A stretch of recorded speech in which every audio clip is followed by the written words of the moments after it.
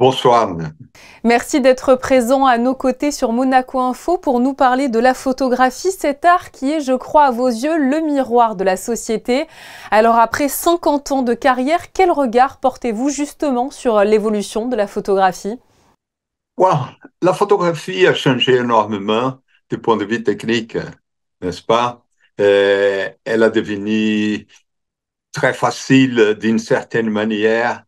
Il y a un accès à tous, principalement à travers ces téléphones portables.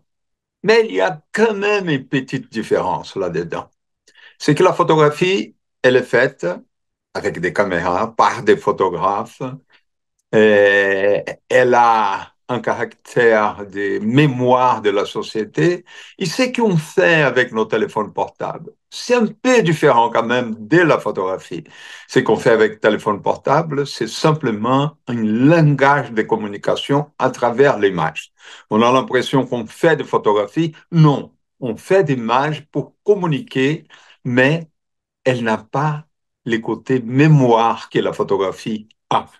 Et donc, je crois que ça a amené une certaine confusion. Tout le monde imagine qu'il est en train de faire des photographies, mais la photographie, c'est une autre chose. La photographie, c'est une référence des moments historiques qu'on est en train de vivre et que là, les photographes les font très bien, mais ils ne font pas très différents de ce qu'ils faisaient il y en a une vingtaine ou une trentaine d'années.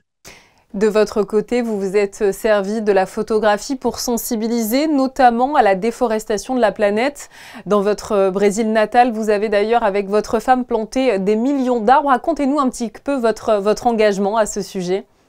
Voilà, la photographie nous a amenés à ces projets.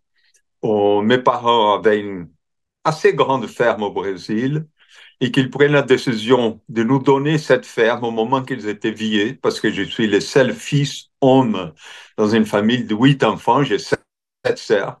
Mes sœurs et mes parents ont pris la décision de nous donner cette ferme et on prend la décision principalement à travers une décision de ma femme de replanter la forêt qui était là avant.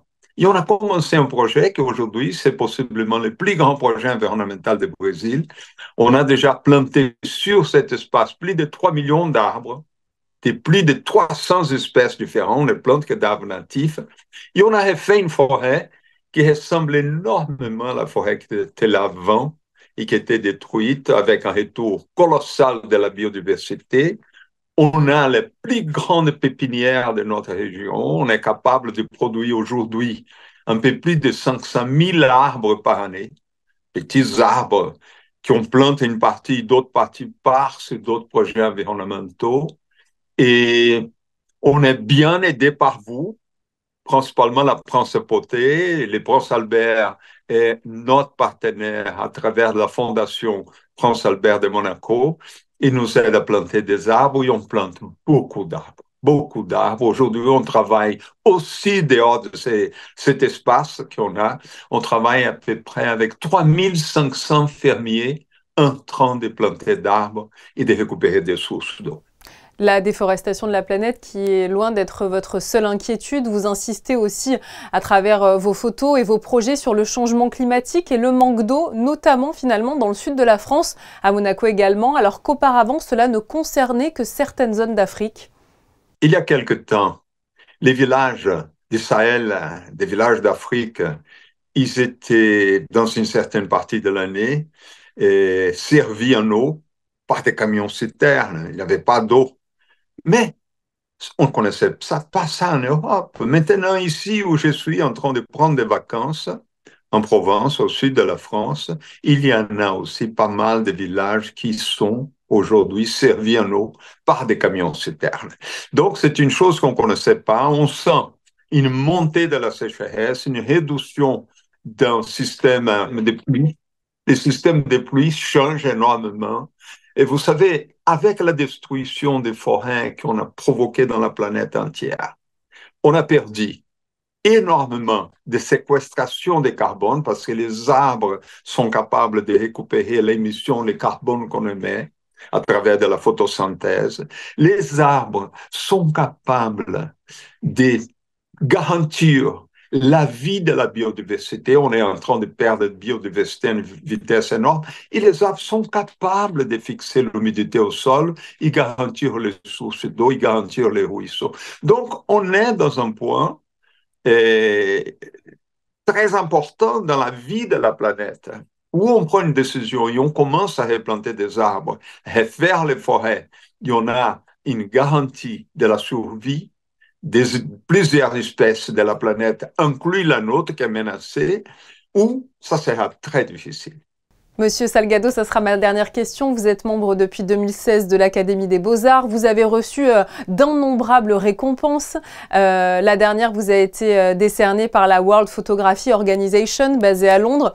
Une vraie reconnaissance de toute votre carrière. Voilà, on parlait des milliers de photographies que vous avez réalisées. On a du mal à les condenser, mais tous ces prix ont quand même du sens. Écoute, c'est une référence, bien sûr. Si on vous donne un prix, c'est parce que vous avez un corps de travail qui correspond à ce prix. Et donc, c'est bien, mais ce n'est pas essentiel. L'essentiel, c'est d'avoir eu la possibilité d'être là, de prendre les photos, d'être avec les gens, d'être en première ligne de la planète. Vous savez, les journalistes de presse écrite, ils peuvent prendre d'informations, ils n'ont pas besoin d'aller où les choses se passent. Les photographes, s'ils ne sont pas là, en première ligne, ils n'ont pas d'image.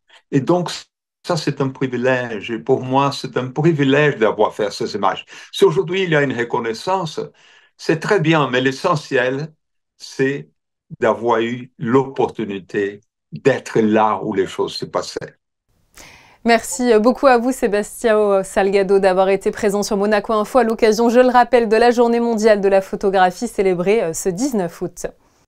Merci beaucoup, un plaisir. Bonne soirée.